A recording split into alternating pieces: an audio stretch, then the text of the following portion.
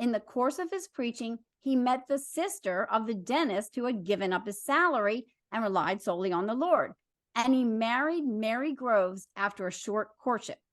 They were a great match. She was obviously on board with relying on God through faith and prayer and had seen the Lord's provision for her brother, the dentist. It was then that George adopted the concept that he would only tell the Lord about his needs. He didn't tell human beings when he needed something. He and Mary lived like this. They even gave up the small fixed salary he was offered from a small church for his preaching. And God was faithful. God provided for all their needs, which they asked him for in prayer.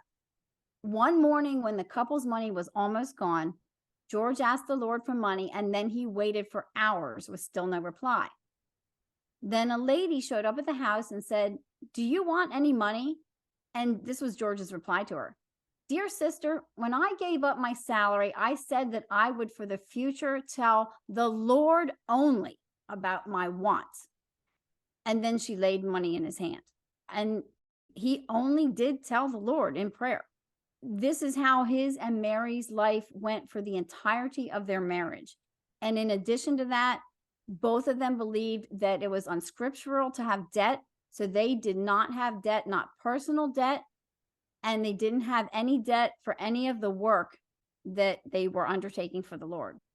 Sometimes people would bring them money, sometimes people would bring them food. And despite the fact that some days there was nothing left to eat in the parsonage after a meal, by the time the next meal came, someone brought them something nutritious to eat.